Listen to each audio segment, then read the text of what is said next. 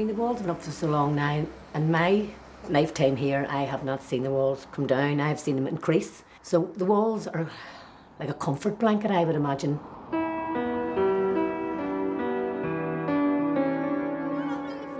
Kids growing up, they're looking at this big wall and wondering what's over the other side. And then when they see the barbed wire and the spikes pointing out, they're wondering, there must be something bad over there on the other side.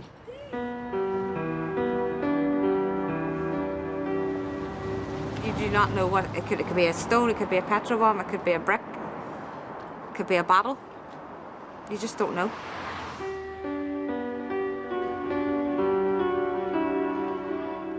You would be sitting sometimes and you're going, if only you could do something, but you can't do nothing. It just makes you so angry at times.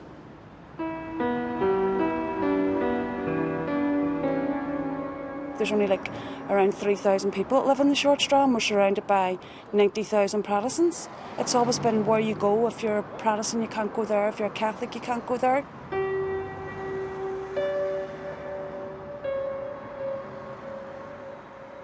I don't think the Protestants and the Roman Catholics were brought together to say why this wall should be put up. The walls went up and there's no sign of it coming down.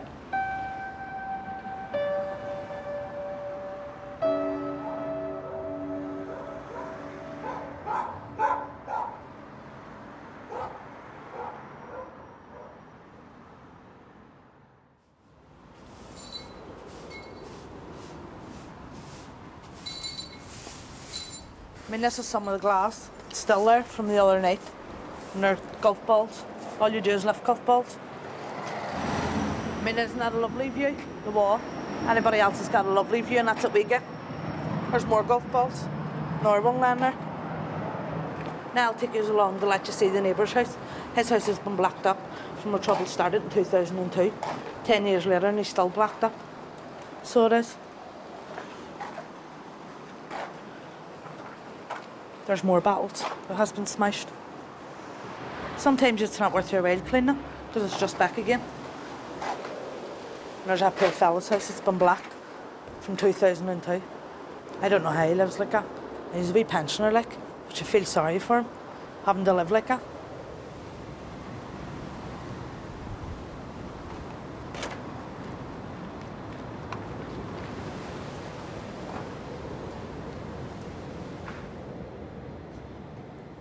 They have hardboard on the top windows there, and I've no intention of taking it off, because if Celtic wins a match and Rangers doesn't win a match, there's another rat, and when they start throwing, or anything at all, it's the least wee thing, and it sparks anything off. That wall there, that wall was 3 metres lower than it was now, right? Now there was 3 metres went onto it, plus that corrugated iron, plus the wire on top of the corrugated iron, but they can still shoot things over the, I find stuff in the garden there regular, marleys and, bits of tins, bean tins and pea tins, and, I mean, I have 2 different colours of paint over my plants in the garden and the back door, and that's what you get. They paint the doorknob for you, no weather ran. Only you make like a colour. That's the only thing, and it made me put on very level,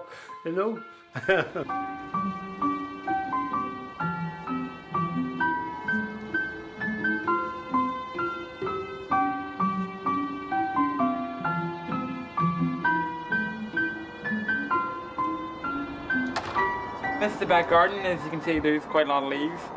I have netting and stuff up just to catch the odd bottle that comes over. I used to have a dog, and there was the odd occasion the bottle used to come over, and if it smashed on the ground, I used to have to try and clear up loads of wee small broken shards of glass before going to work. So yeah, the wall is pretty high, although, they still managed to get the odd thing over. I suppose the things that come over most are probably whatever's on special offer in the off license comes over.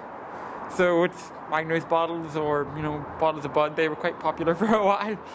I suppose when the petrol bomb did come over the wall, it was quite hilarious because I was sitting on Xbox at the time.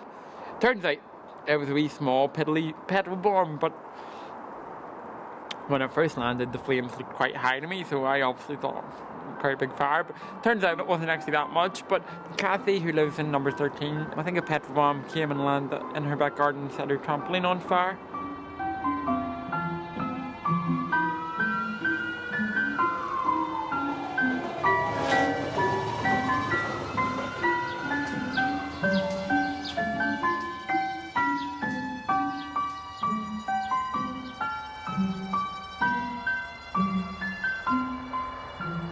If I hear any noise hitting the fence, I would come up and I would look at the window because you can see if there's anybody out there or no. But there's times you come up and even to close the windows at night time and you're just wearing curtains and there's ones walking up and they see you and they call you orange bees and I can see you and all this and that. I just have to close my window and shut and just get on with it. I mean, because my kids are going to bed when I'm in. This is my son's room I'm in at the moment, and he can't even open his. I have to come in the mornings once he's away to school and open his curtains and his window, because he's scared to open his curtain and window. I mean, I had to take my kids from their bedrooms and put them into the living room just for their own safety, because I didn't know what was hitting the windows. That's not peace, and it's not a shared future either.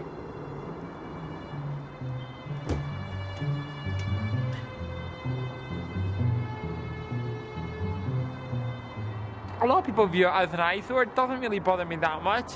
As you can see, I don't really have any windows on this side, so I don't look out onto it that much. And a wee while ago I used to play, well, a good few years ago I used to play a bit of basketball, and I would still do that in my spare time. So I was going to make a bit of a positive out of the wall. Maybe it was my dad's idea to maybe put a basketball net up, so I was maybe going to put one up either there or there, although maybe there's a wee bit low, but you know, at least the ball would never go over the wall. I kind of thought we'd have to bounce pretty friggin' high.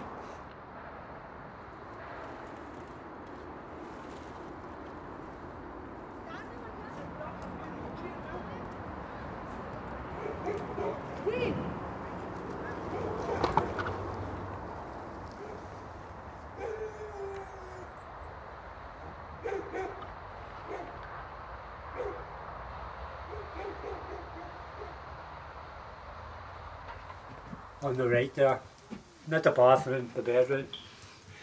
The bathroom's covered as well, so it doesn't really make any difference. I was just see the window broke there. I keep the boards on it because I don't see any point in taking them off. They're going to break all my windows on me. And as I say, I'll have to put them.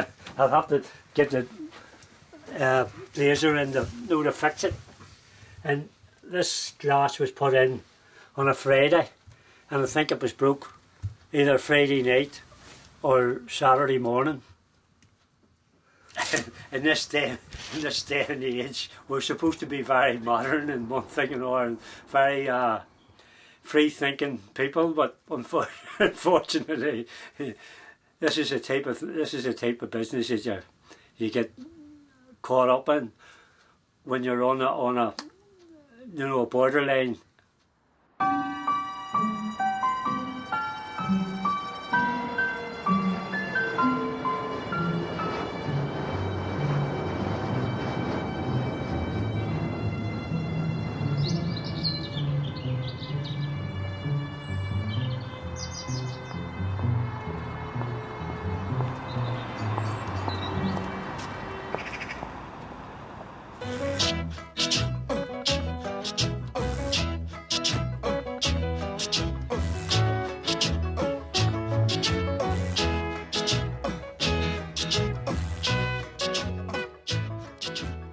The barricade building fever spread to East Belfast last night, and East Belfast is an area which up to now has had comparatively little trouble. Over on the Protestant side, which lies to the right here, between Ravenhill Road and the Woodstock Road, a number of barricades were put up in some of the Protestant streets. Now this was apparently done as a protest, I'm told, against the barricades which are on the Roman Catholic side down the short strand down here.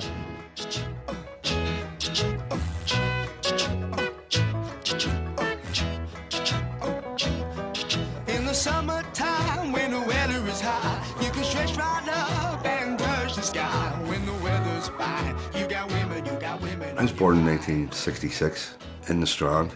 We lived in 6 Bryson Street. We were only 2 doors from the Newton Ards Road.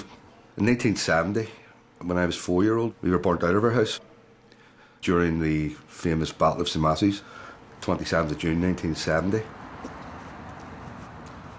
This is the Bryson Street Peace Lane. This was built early 80s. This street here used to be houses from one end to the other. A series of streets going along here. This used to be Cumber Street, and then Camood Street, Beachfield Street, Madrid Street. And those streets used to run along. You could have walked up to Templemore Avenue, up Madrid Street, up Beachfield Street. And then there was a wee street here called Duke Street. And that used to lead on to Susan Street and then on to the Newton Ards Road. And I started photographing the Peace Lanes in 1983, 20 years ago.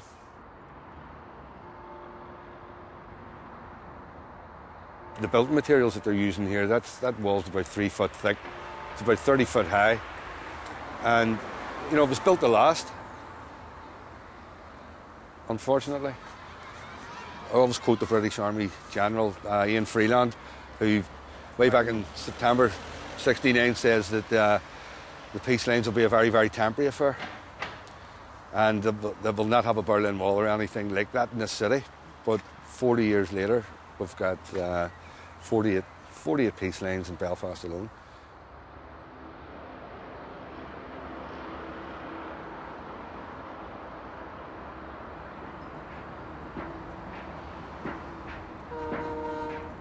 Like all the trouble started in the interface, and then they built this wall, and I remember the first night it started, they started shooting from the belfry of the chapel and seeing people die, and you actually could see the flash of the guns when the guns fired, and I didn't know to then that you can see a flash from a gun. And the next thing I knew, there was people shot dead.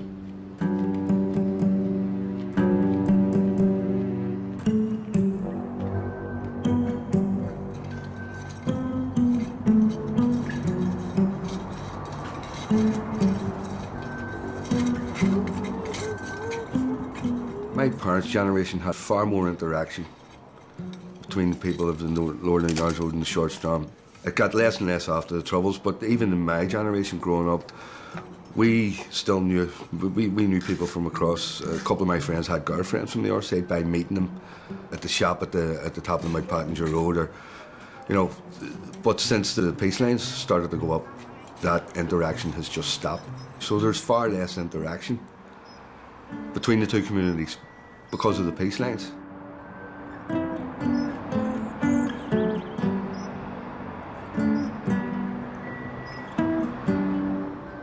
Before that wall went up, you were able to go into the Short Strand. You had friends there, you were able to go in. There was no bigotry then or anything said then. My mum did go into the area because she had friends in the Short Strand, but they would have came and met her and took her into the Short Strand and brought her back out again onto the Newton Ards Road to make sure she was safe to go home. And then this wall went up, this interface, but it just put that divide between people.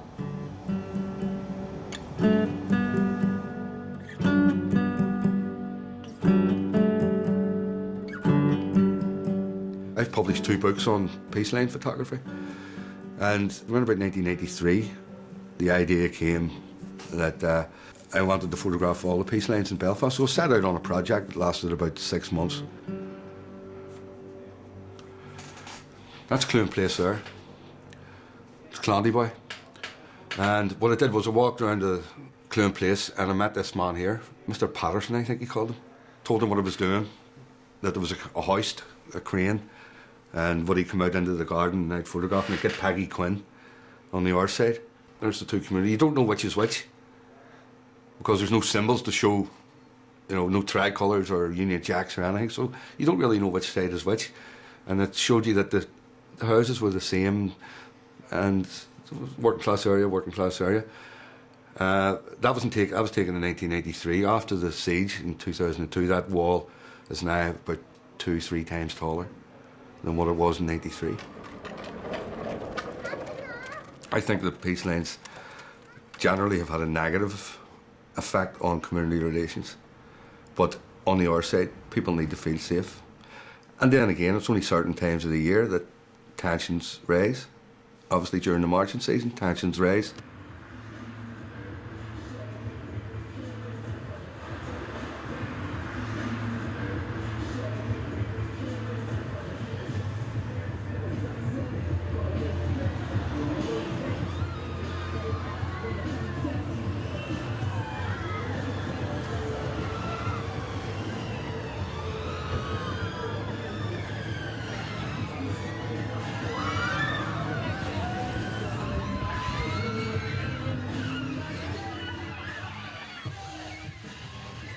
It's actually a good place to live, you know, the peace wall's there, but you forget about it most of the time. But at the time, before I moved here, I didn't know about the trouble. I knew it was at a peace wall, but I didn't really think it through.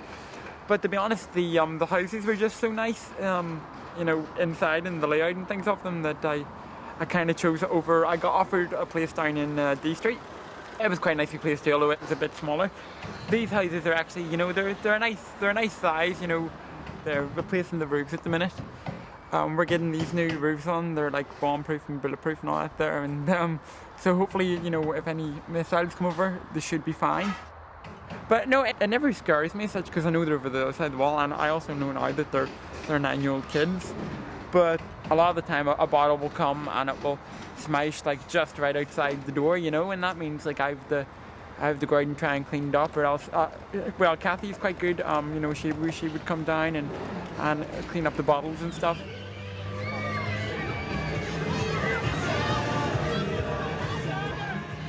The atmosphere around the bonfire, it's just basically everybody celebrating the 11th of July. It's the atmosphere, it's the sing-song, it's the karaoke that's going on, it's being with friends, it's being with a community that enjoy celebrating their culture without any hassle. Come band season, we call it band season. You like to have come on Saturday night after a band parade, friends come back, you have a drink, you play your band music. For me, not being able to open my windows and play my band music because it intimidates them, because you're scared of something coming over and hitting, or maybe hitting the house or attacking the house, or you don't know what would come over.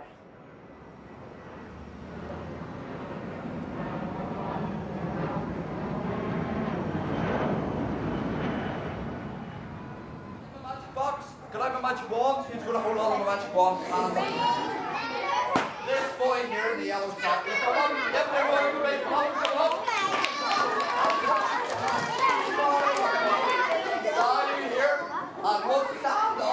And what's your name? Connor, right? Well, Connor, we need Connor to hold on tight to my magic wand. Hold on tight to the bottom. Hold on tight and don't let go once you've got it. Now, whenever Connor's got... We just had a wee magic show for the kids of the area, and for us it just means that everybody's safe. They're in the one vicinity, you know, if anything happens, that the kids will be safe. If we get word that there's trouble in any of the interfaces, the gates will be locked and we'll keep them in. You know, so there's none of our young people going up near the interfaces.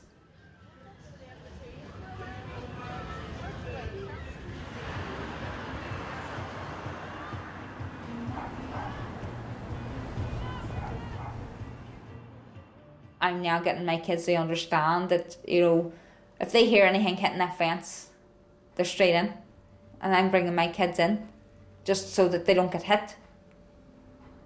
But when the kids are outside playing and the kids from the other side of the wall hear them out playing, then this is when the stones come over, because it like echoes, because it's so close, it echoes, and dark nights it echoes, and that's just basically, it's just trying to get a reaction from our kids.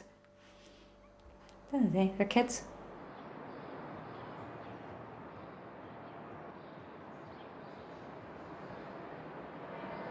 I was coming back from the Albert Bridge Road, the wee garage up at the Albert Bridge Road, and there was Connor going over to Pip Park, and I says, Connor, where are you going? And he says, I want to go over and get on the amusements, because they had a fun day at Pip Park and they had amusements and whatever else, and Connor was going over to get on.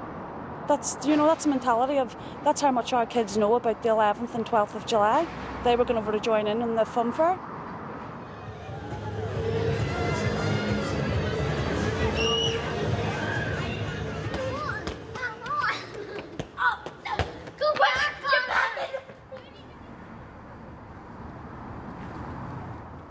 I've just took a wee down the route just to make sure that there's none of the kids have left the centre or the park and have come up onto the interfaces. But I mean, you can see it's as quiet as anything. There's not a child or a teenager about. You know, they're not round near the interfaces. They're not hoping, they're waiting on something kicking off.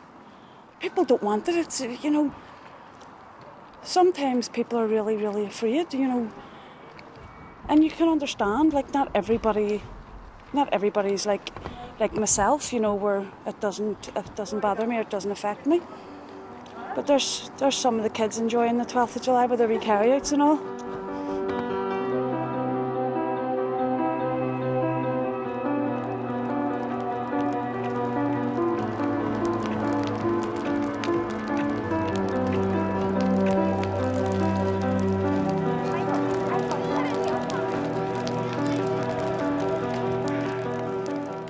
Life in Pitt Park, well, I moved over there in the 90s and I didn't say move in, it wasn't interface, it was moving over beside the chapel, you know, up the short strand, you're moving closer.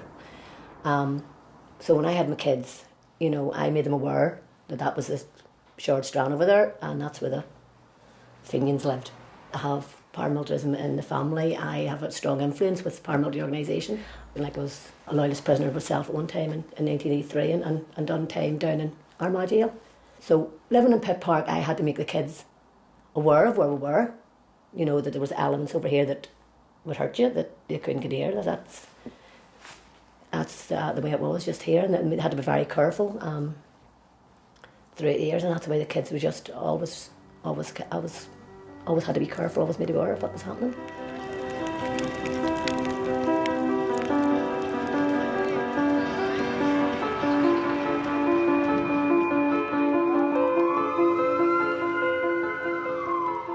I didn't move in here knowing it was going to be like Stepford Wives and everything. I knew there'd be trouble down here. It was part and parcel of moving in.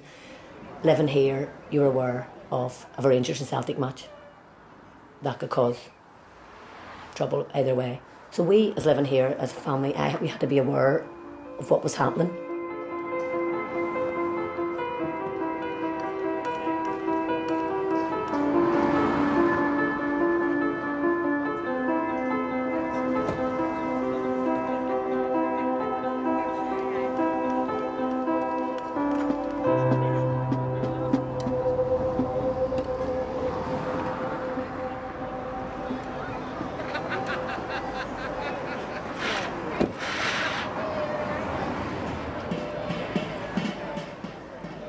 I'm 30 years of age now. I've known no different. I've seen no different. You know, this has been every 11th and 12th and mini 12th. My lifetime, it's been the same. So, I mean, putting a shield up and across the road and blocking it off doesn't make any difference to me. But, I mean, like last night, like it's sort of like, it's if you have to hide your identity, you know, of who you are. You know, like if you go up on the Newtownards Road to go to Iceland or somewhere, you're like making sure you've no holy medals on, or you know that you've nothing to point you out as being a Catholic from the short strand. But I mean, I don't feel as if I have to hide my identity, or you know, I don't annoy anybody on the Protestant side. So why should anybody approach me and annoy me or anything belonging to me?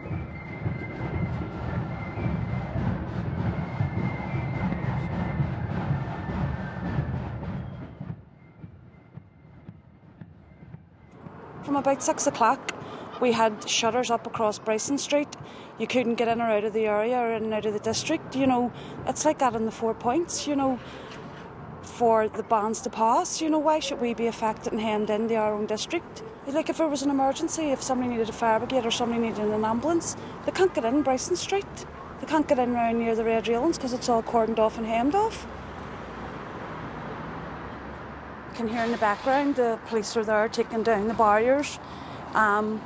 There's nobody about on this side of the wall at all. You know, it's 9:15 at night. I understand that they want to celebrate their culture and whatever else, but I mean, what's the purpose in when they're going past the chapel at St Matthew's? You know, every sectarian song they can think of. Outside the chapel, there's UVF flags hanging. Sometimes I do feel a wee bit angry or a wee bit gutted, you know, because like my own father was murdered by loyalist paramilitaries, you know, and sometimes I think, you know, why rub it in people's faces?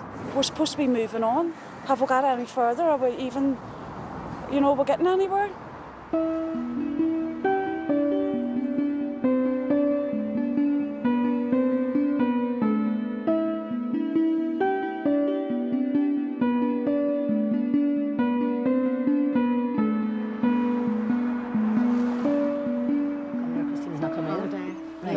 So, right, it's just to give the women's group some information on what's happened. As you know, we had a meeting last week with the church committee with Robert in reference to getting the church hall for activities for the younger kids. These are all women, the Pit Park Women's Group now that we formed last year and constituted.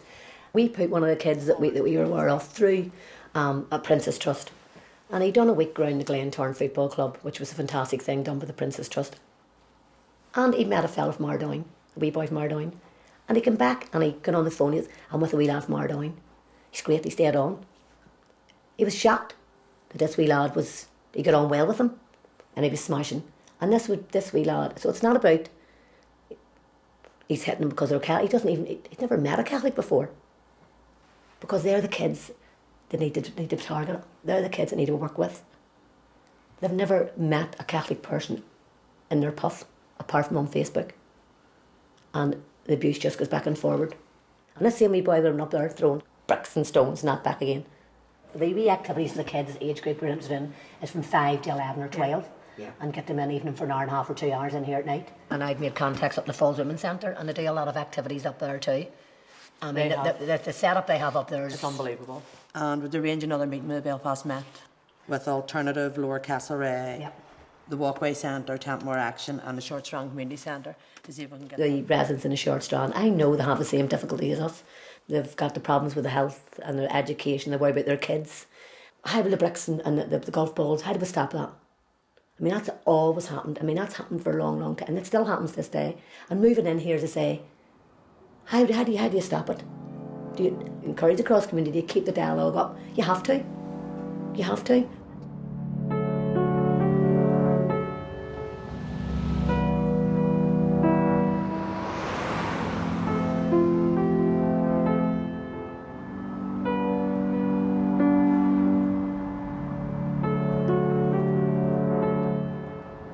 Well, the Protestant community I don't have a bother with. As you know, I do cross community, so I don't have hatred against them. We started off, it was at St Matthew's Primary School, it was a history group, so it was, and then we were doing like all different cultural things, what they do and what we do, and went to the Boyne and all different activities, and then at the end of it we decided to write a book. So we did, and then out of the book we've done a play, but the M Girls was from Avonneal Primary School. It was called The Other Side. It was about more or less what the girls had wrote, the stories that they had wrote in the book was about what they had done when they were younger, their side of their life, and it was our side of our life and what we had done, and then we'd rolled the two of them. All just took different stories out of the book and made scenes out of them. It was a very good experience, so it was. It was really enjoyable. And we had it on about 5 or 6 times it was showed.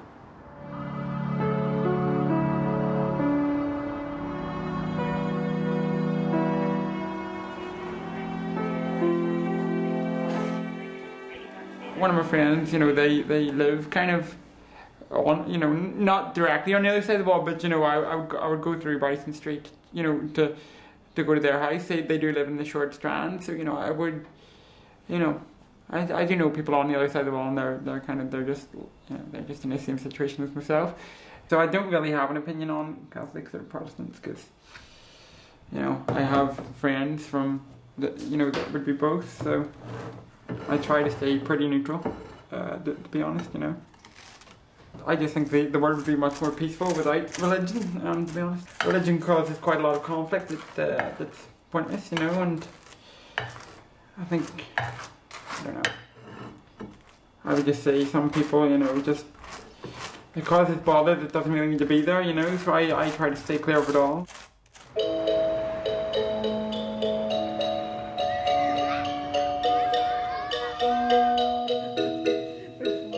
Five and 3, 53. On its own, number 7. 5 and 2, 52. 4-0. Check. Blind 40. Check and 40. He won the single line. What do you call it? 4 corners and the full house. Go over there, there's a racket. Much. We'll be able to take it out for a dinner. £15. Well, this is our pensioners' lunch club, and it formed up about 12 or 13 years ago. And the pensioners come round on a Tuesday afternoon and get a 3-course lunch for £3 and a game of bingo. And it's a wee time for them to socialise, and we would invite the women down from Woodstock Road, but also they invite our women up for like a film day. So every now and again the women from Woodstock Road would just come over on a Tuesday because they know it's always on and have their lunch.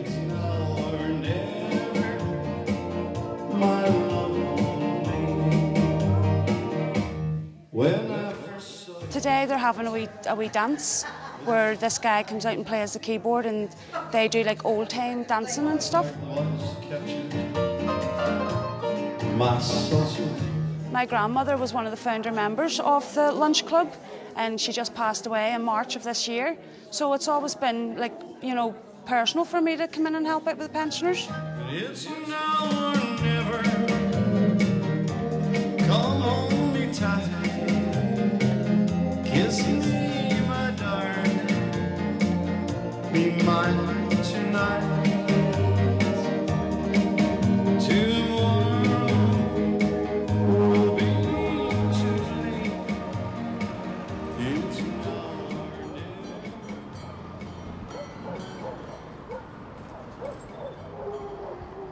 I remember Ellen now from I was young and she was my best friend. We used to go into the Strand, and when my first husband died, I remember her coming and taking my daughter. She took my daughter and she kept my daughter. Done everything. There'll never be any change between me and her. I don't recognise her as being a Roman Catholic. She's my friend, not to say, as they say, she's a Teague or whatever. That doesn't come into it. She's my friend, and she'll always be my friend.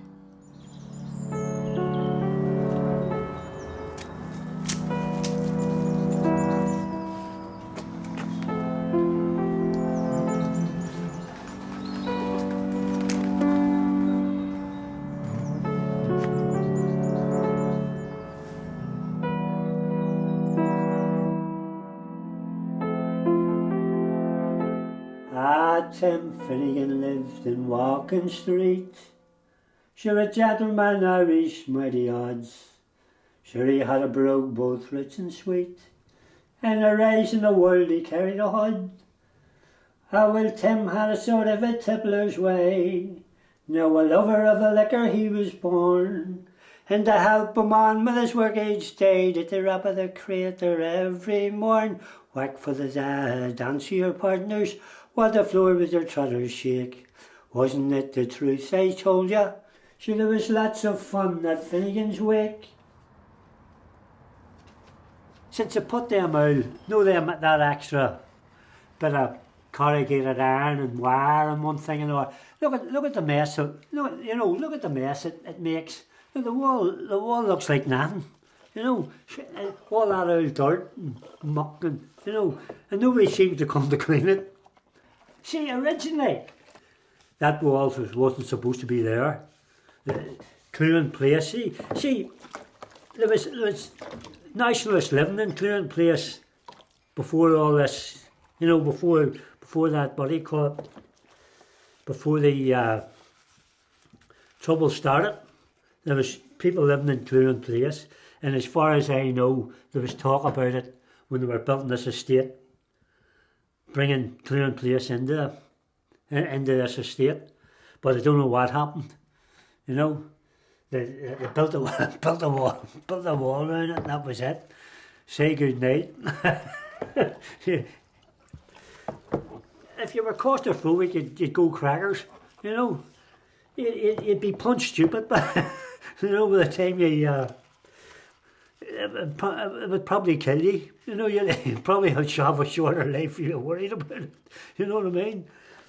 And but what do? You just don't worry about it, and you don't sit in here that much, you know.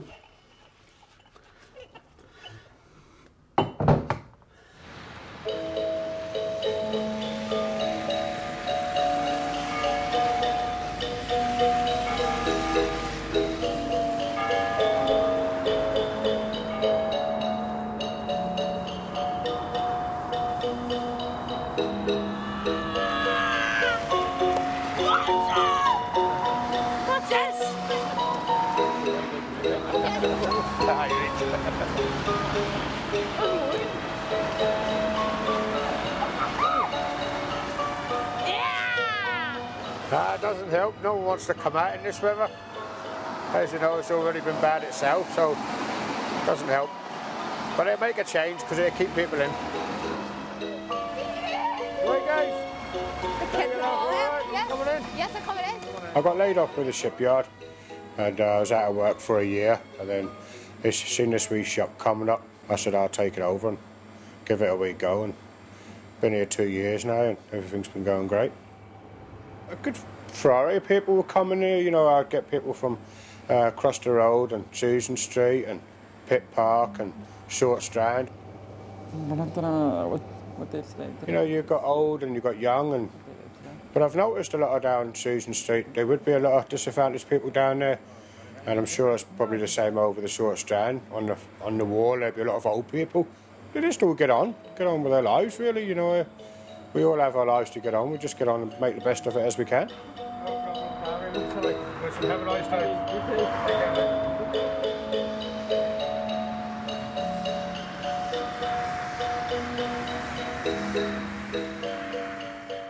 People around here have been through an awful lot. I mean, because it does get disheartening when there's a house being constantly attacked with golf balls. It is disheartening knowing that there's good cross-community work taking place. But you build up that good relationship, and it takes one thing to break all that down. And there's a sense in the whole area that, and that feeling that something has happened, and there's a fear that something's going to kick off. People can feel it down here. People know. They've lived here all too long to not know there's something going to happen.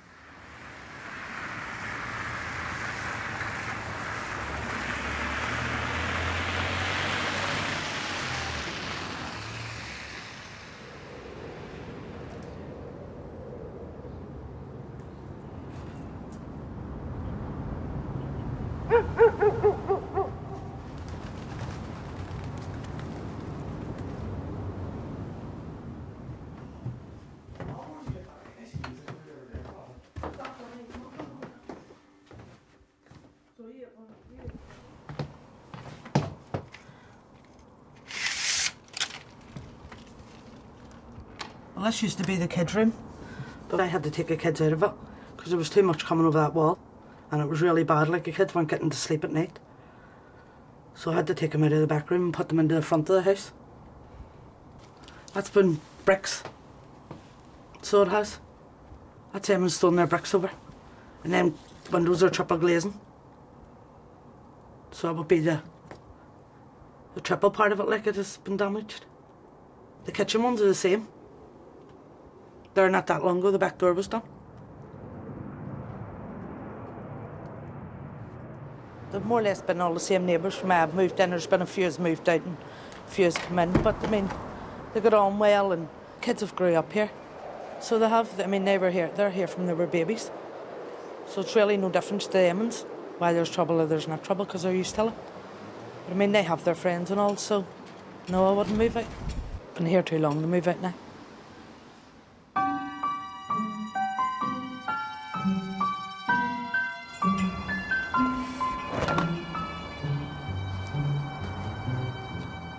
There's been a lot of ratting down here, big ratting. I never once, ever said, it's time to go, time to move out. And people's perception of people in the interface, it's, we're not bad people, we're not love it, but when a rat breaks out, and that's why we're living here, because, they get a rat down there and they love the excitement, and that's why they're there and they want to move out. I don't want a rat down here. I don't want trouble. But I don't intend I'm going to move because of it.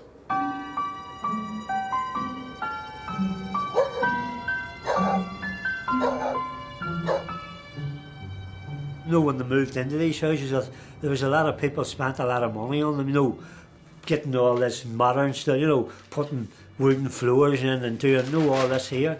Well, all them people moved. You know what I mean? Because they were spending, and they said, I says, I'm not going to live, I'm not going to stick this every year, round about the 12th and all, And I was in Donegal and Sligo and, doing camping and staying in hostels and one thing and all. And I just never let it annoy me. I just try to carry on with my normal life.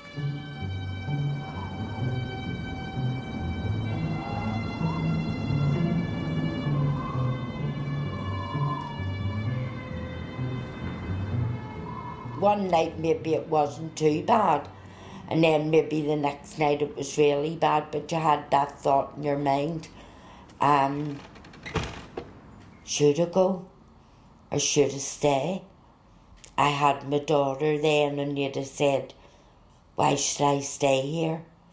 I have a child here to rear. I could move out of here, I wouldn't have to stick all of this and whatever. But at the end of the day, I didn't go, because it was my home, and I'm still here. If I ever leave the area, it'll be in the box. It started with a single bottle being thrown. This woman police officer injured by glass, attacking them with metal barriers, golf balls and bottles. The gates of the City Hall were forced open, some protesters getting into the back car park. The roads around the City Hall are now quiet, but trouble has flared in parts of East Belfast, including reports of a church being attacked on the Lower Newtownards Road.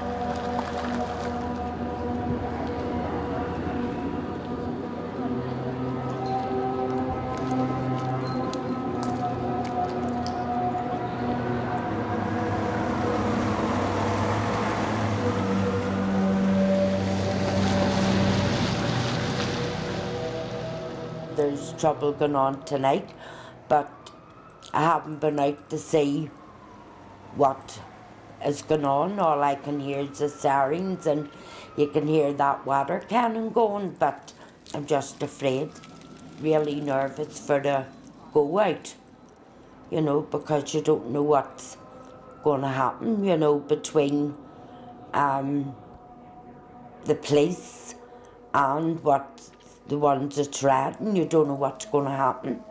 You could end up getting hurt.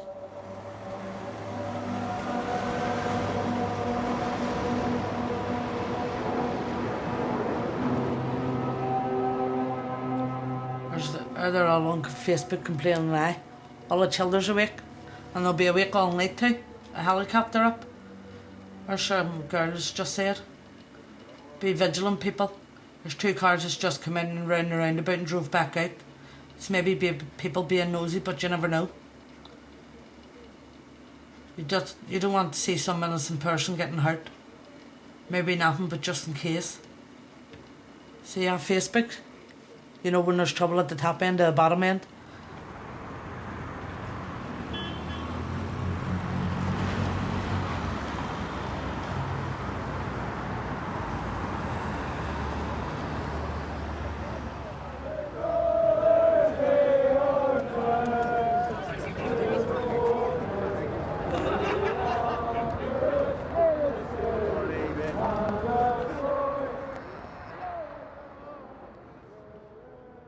He wouldn't even go out the back of the night because I went out and he opened the gate and the girl was passing and she says to me, there's trouble out there.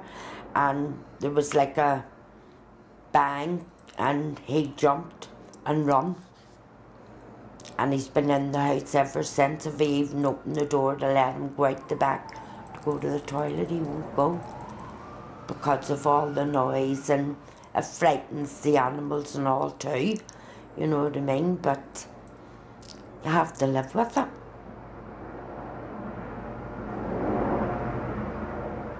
District's been very eerie all day, but coming into the night it gets eerier because you're just waiting on something to happen. I mean, the helicopter's up now, which tells you something not right somewhere. You know, the feeling, or something's going to kick off. The wall's no benefit to us, it doesn't do anything for us. I don't know how many car windows I've replaced. Windscreens, when they're firing over. It doesn't matter, you let the head off it like, and it's still no benefit to us. They're still able to get over, and then cameras are useless.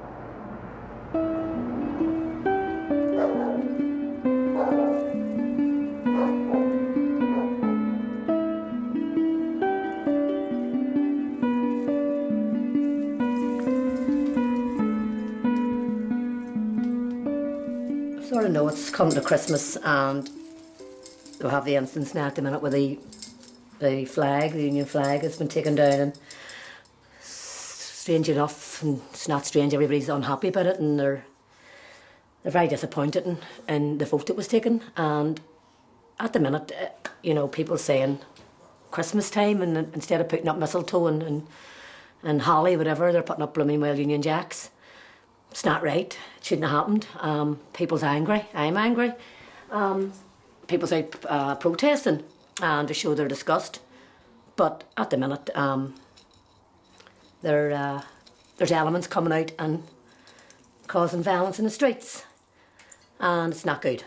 It's just a crazy situation, and it's just really bad timing. And whoever come up with this idea for moving a flag over Christmas time is absolutely ridiculous and ludicrous. I'll get these lights on. Right, here we go. There you go. How's that now?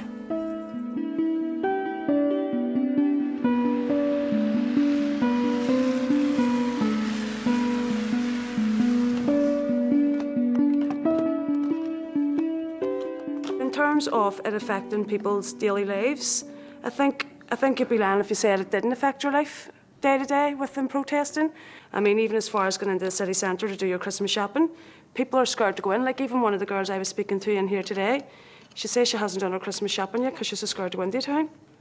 Like a young girl who works in one of the restaurants in Victoria Square was coming home from work last Saturday when they were protesting into the town, and she felt a bit intimidated, so she went over and rapped the police jeep's window and she asked them what was going on and that she felt scared, and they told her just to stand there until it was over.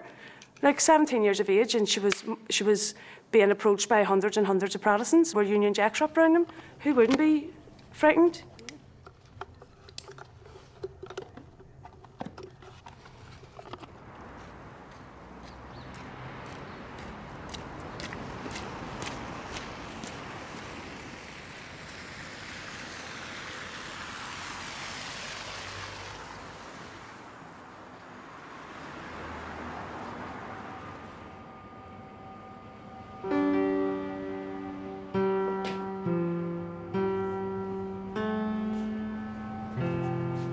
DTUP's under threat there, so there's always something every day, isn't there? I think it's all to do with this flag situation, probably. Don't know. I don't really bother too much about it, you know. Not my cup of tea. I'm just here to do a wee job and that's it, really. You never hear good news, anything good happening. You always hear a negative. Here's something I just heard the other day about like a wee charity where they take food round to people who don't have the money or whatever reason, but things like that, if you hear about things like that, you'd be all chuffed, you know what I mean? But as you say, you don't want it all negative, you know, which is not good.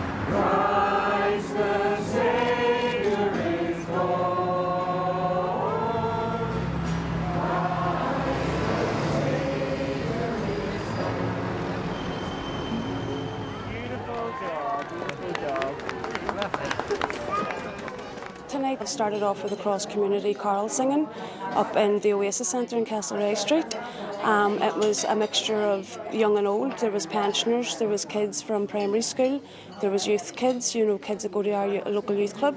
It just goes to show like that last night the city came to a standstill in the very exact same street, came to a standstill because of protesting over a flag, and tonight we were able to walk down Castlereagh Street and into Short Strand and there wasn't anything, you know what I mean? So there is people out there who do want peace and who does want to do cross-community work, you know. Big thank you to our cross-community choir who are going to sing a few carols for us. These folks are all local and they're from the Short Strand Community Centre and Oasis Centre, yeah. Nobody, I keep saying it and I keep saying it again, nobody wants trouble down here. I don't want it. I told you our closest neighbours is ones in the Short Strand. They surely don't want it. I don't want to see them as attacked. I don't want to be attacked. This doesn't help the situation. It gives everybody's right to be angry and frustrated, but there's a way of challenging that or yourself and getting it across some other way than violence. It hasn't worked for 30 odd years. Why would it work now?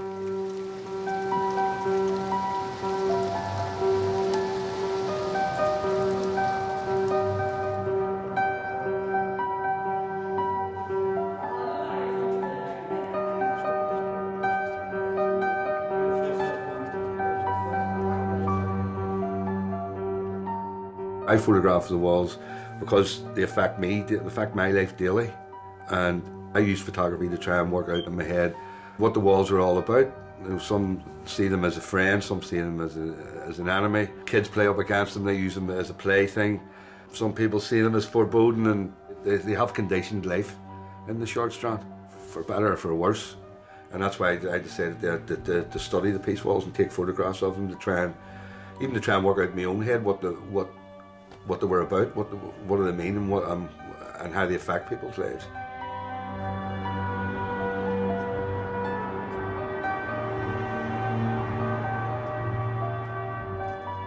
It's okay people who don't live on the interface asking for the walls to come down. You know, they usually come from places where there is no peace lines and they don't know what it's like. The majority of the people in the Strand don't want the peace lines there, but then again, if you're living right on the interface, you need to feel safe. Like my sister who lives in Bryson Street, she doesn't want her kids out playing in the street and half bricks coming over the wall, so because she lives right beside the interface, she wants it strengthened and made higher. She wants her kids to play in the street and be safe, you know, so you can understand that.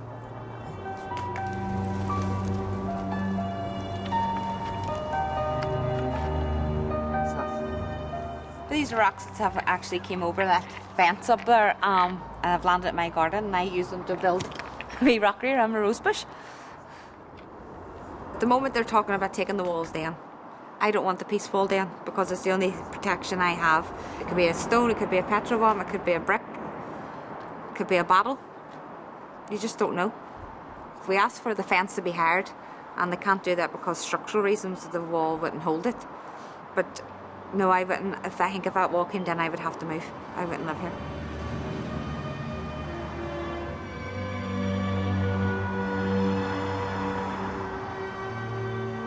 I mean, the walls have been up for so long now. In my lifetime here, I have not seen the walls come down. I have seen them increase. So the walls are like a comfort blanket, I would imagine, for people, especially the ones living right beside it. And to have that come down drastically or just be removed without consultation, then people would be threatened. It would be just like taking that comfort blanket away from them. So to me, it's a slow process because they're so used to having that wall there, that security there, because they've lost a lot of faith, and probably the two communities on the PSNI. Can they rely on them to keep them secure? This bricks and mortar seems to be giving that security.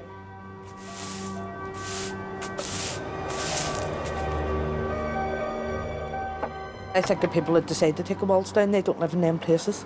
They don't see what's coming over the wall. They're sitting in their own houses. They don't know what's happening in our area. As I say, biggest majority of the time, you never know when it's starting. I mean, that wall isn't that big when that extension comes off it. So to me, my own preferable self, it would be no, keep the extension there.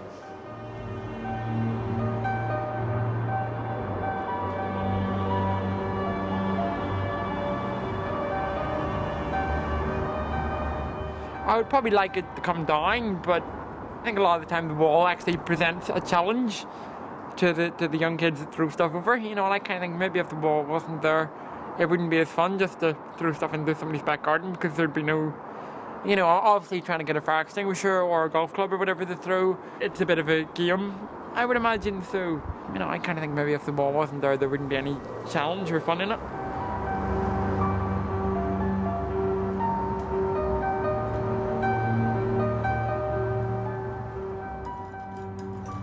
They'll do it by ease, if you know what I mean. They'll try it in some areas where they sort of can put a gate on it. Now, they've gates up there at the top of the Strand. When you're coming over the Albert Bridge, you can go through the gates to, you know, to go into Mount Pottinger Road. You know, things like that. That's it. They'll probably do things like that before they would completely knock the walls down. I couldn't see them completely knocking the walls down.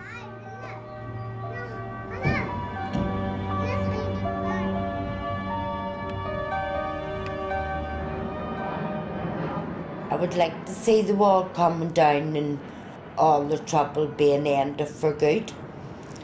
To let the like of my family have a life, you know, that they can do what they want and go where they want and have friends from the Short Strand and whatever. But I don't think I'll see that in my lifetime.